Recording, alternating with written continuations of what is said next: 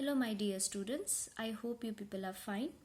Let us continue with our characteristics of OOPS, that is polymorphism. So polymorphism is a feature of an object-oriented programming where a function can take a multiple forms based upon the type of arguments, number of arguments and the data type of return value.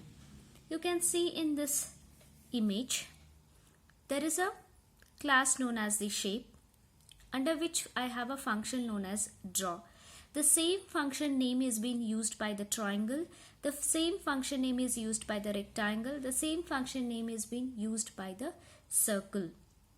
Okay, but when they are using the same function name, the draw function by triangle is using the different number of arguments. It is using the different arguments, different data type also of the arguments.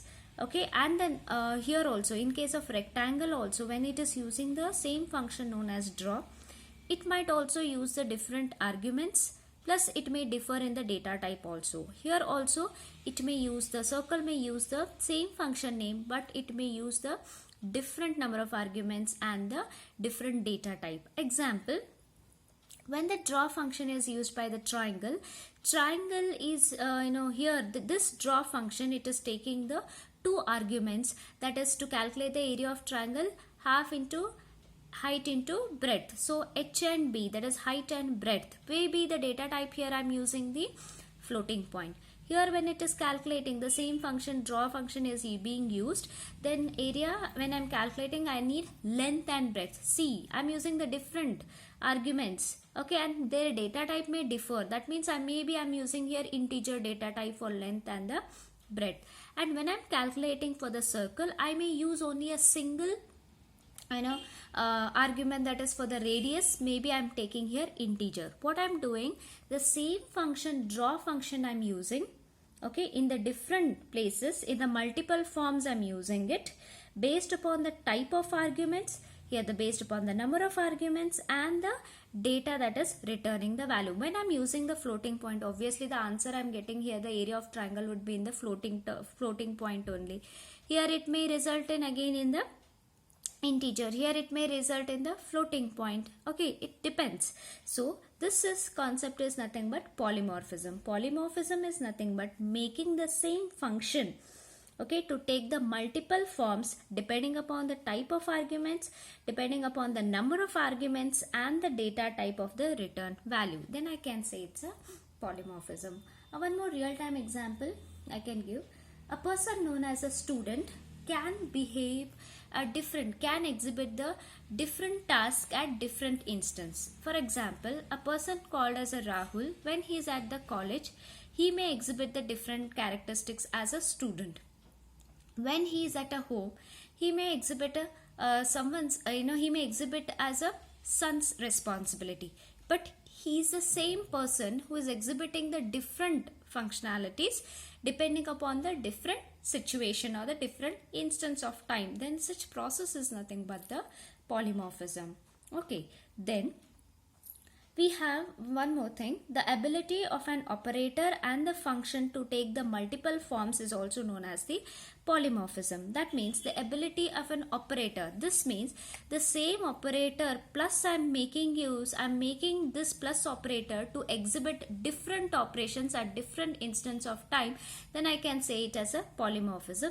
Here the function I'm making it to exhibit different kinds of operation at different instances, then I can say it as a polymorphism. So combiningly, the ability of an operator and a function to exhibit or to take the multiple forms is known as the polymorphism. Okay, in polymorphism we have two more functions, definitions, that is the overloading, operator overloading and the function overloading. Before I start with the function overloading, let me tell the terminology. What is overloading? Overloading is nothing but making the same function, okay, making the same function or the operator in exhibiting the different task at different instance, then I can call it as overloading. So for an example, this plus operator, when it is plus operator is used with the integer data type, then it is performing addition. The same plus operator when it is working with the string, it is performing the concatenation. Then this process is nothing but the operator overloading. The same operator is performing different tasks at different instance. So when an existing operator operates on a new data type, then it is called as operator overloading. That means currently this plus operator is working with the integer. When it the same operator, when it is working on the new data type, that is a string data type, then I can call it as an operator overloading. Then what is function overloading? Function overloading I have already explained with the polymorphism. It means that two or more function can have the same name. Two or more functions can take the same function name, but they may differ in the number of arguments or the data type of arguments. Then it is called as the function overloading. For example, draw. The same function I'm using in three different the same draw function I'm using to exhibit three different tasks, okay, by making use of different number of arguments and different data type of the arguments and return value. Hence I can say this as the function overloading. I hope the polymorphism concept is clear to you. Moving on to the next one, that is the dynamic binding. Dynamic binding is nothing but it is the process of connecting one program for another. Think that I have written a program which is performing the arithmetic operations. When I have written the program arithmetic operations, you will not get to know in arithmetic operations to which which is the first operations that I'm performing, whether I'm performing addition, whether I'm performing multiplication, whether I'm performing division. You will not be get to know until and unless you execute that particular program during the runtime. Until you execute that particular procedure or the function until the runtime, you will not get to know. This process is nothing but the dynamic binding. That means dynamic binding means the code that is associated with the procedure call is known only at the time of program execution routine. Okay, only when you, maybe I have given the first preference as for the subtraction I have given. Next I have given preference for the division code I have written. Next I have written multiplication. Maybe at the last I have written the addition code. So you will not get to know until and unless you execute that particular procedure. Procedure is nothing but you execute that particular function. Only at the runtime when you execute, you will get to know what code is associated with the procedure call. So this process is nothing but the dynamic binding. Moving on to the last characteristics of OOPS, that is the message passing. A message for an object is the request for the execution of the procedure. Means usually think here as an example, college is a object name, marks is actually the function, and the result is the information. This is the actual information that has to be passed to a function known as the marks with the help of the object. We know that the functions are nothing but the member functions of the class. Member functions of the class cannot be directly accessed, and we can access the member functions only by making use of the objects, which I have already explained. So college here is an object. Okay, so when I write like this, college dot marks of result, in the sense college is an object of certain class. Okay, maybe I can take a class as the I can take class as an organization, or I can take class university. I will create a college as an object for that particular university, wherein that class we have already a member function known as the marks.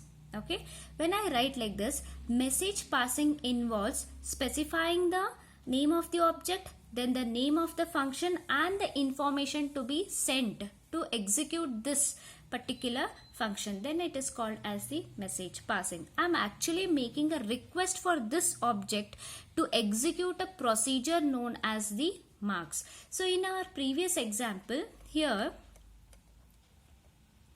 in this example, when I was explaining about the classes and objects, here I have created an object known as yes, right, for the class known as the student.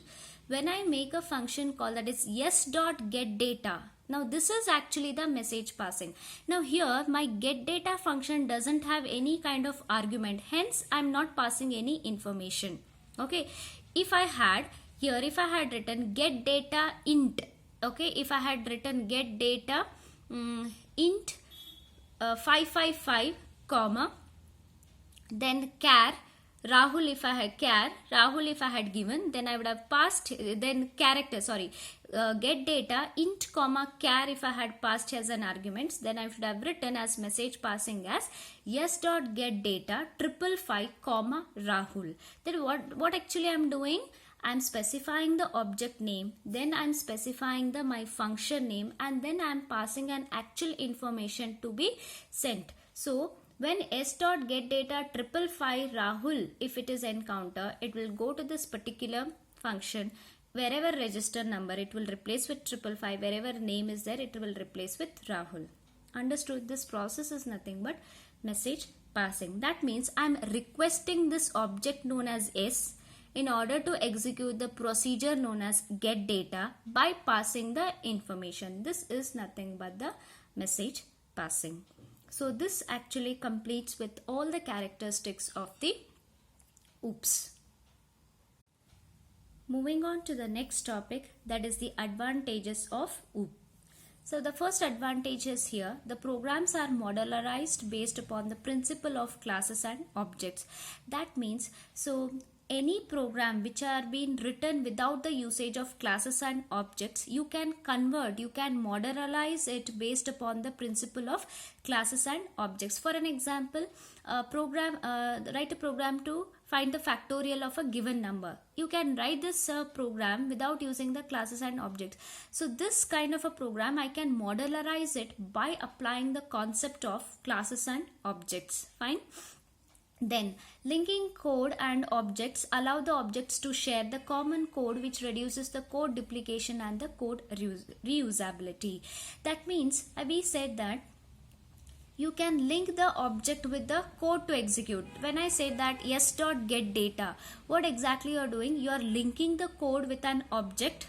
Okay, that is helping the object to share the common code, and it is also helping you to allow for the reducing the code duplication and code reusability. And each class can have more number of objects, any number of objects it can have.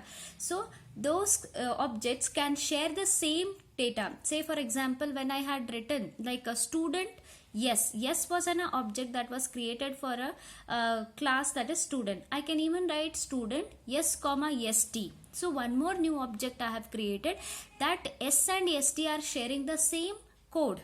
Okay, instead of rewriting the code for the st also, same kind of register number, name, get data, print, instead of rewriting the code, so the objects are sharing the common data that has been written, hence it reduces the code duplication and allows for the code reusability. Then data is encapsulated along with the function.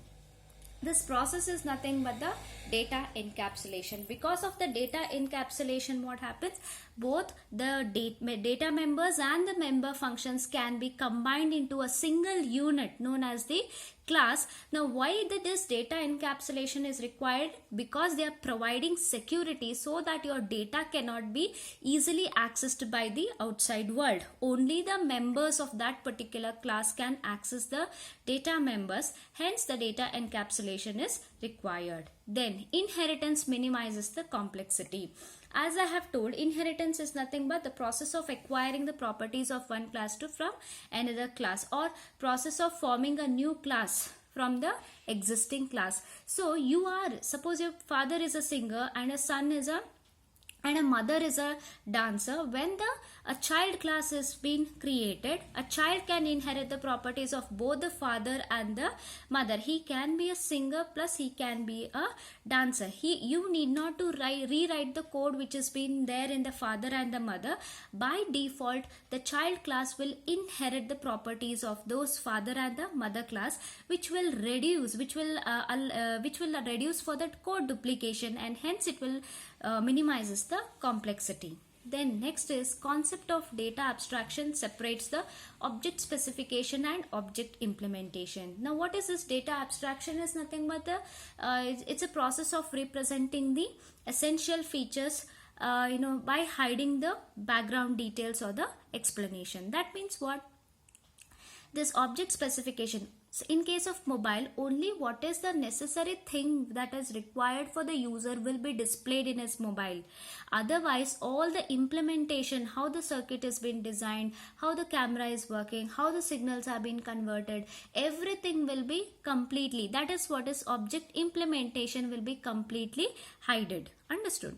Then code is easy and reduces the software development time. Obviously, when we are making use of the concepts like, classes and objects, inheritance especially, the major advantage of using inheritance is the code reusability. Yes, dynamic binding, message passing, which will directly easily pass the message from your code to the procedure, so it will reduce the software development time when you are using the OOPS concepts. Then message passing makes the interface description with the outside system very much simple. That means message passing will clearly tell you, it will request the object which procedures to be executed and what kind of information that has to be passed to that particular procedure. Think that in your code there are three procedures.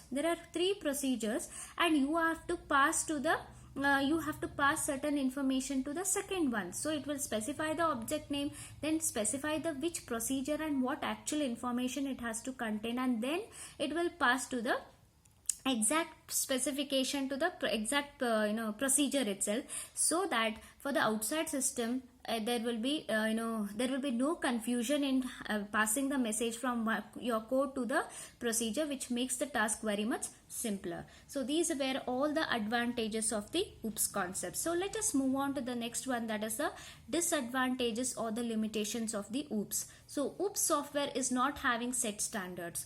That means you can write the code in C++ without making use of the classes and objects also, and with making use of the classes and objects also. So there is no any standards have been set. There are no certain particular rules that your program has to follow these particular steps. So there is no any set standards for the OOPS software.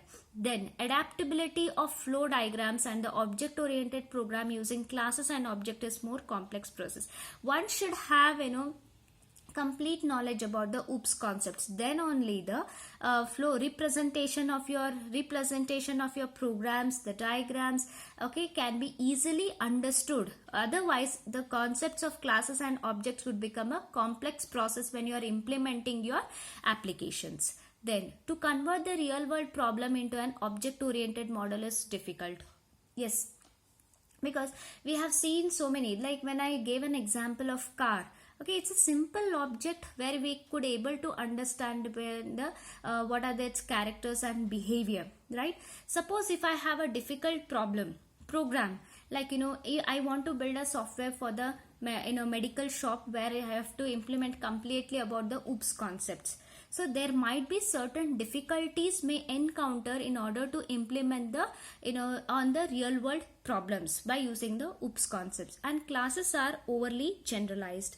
Classes are overly generalized means it's a process of extracting the shared characteristics from two or more classes, and they will combine them into a single class. That means what? In case of inheritance, we have so many different kinds of inheritance, single level, multiple, multi-level, different kinds of inheritance, wherein the OOPS concepts allow you to share the data between two or more classes, and you can make also classes as an abstract class just for the implementation. That's just for the specification. You can make the classes where you can just access the data from the classes. So the classes are overly generalized. They don't have any restrictions to access the data from the classes. So these are certain disadvantages or the limitations of the OOPS. Moving on to the last concepts in the OOPS, that is the applications of object-oriented programming.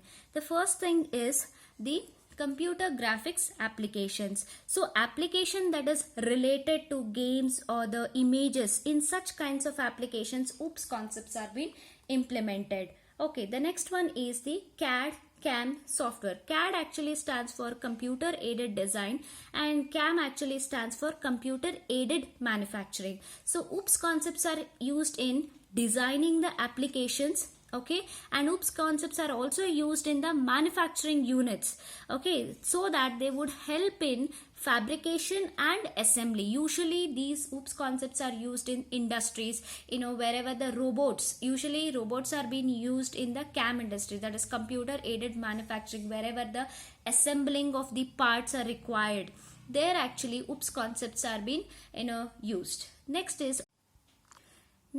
application is object oriented database. So there are certain database that supports for the OOPS concepts implementation, like data encapsulation, data abstraction, okay, inheritance. They provide a lot of security and code reusability.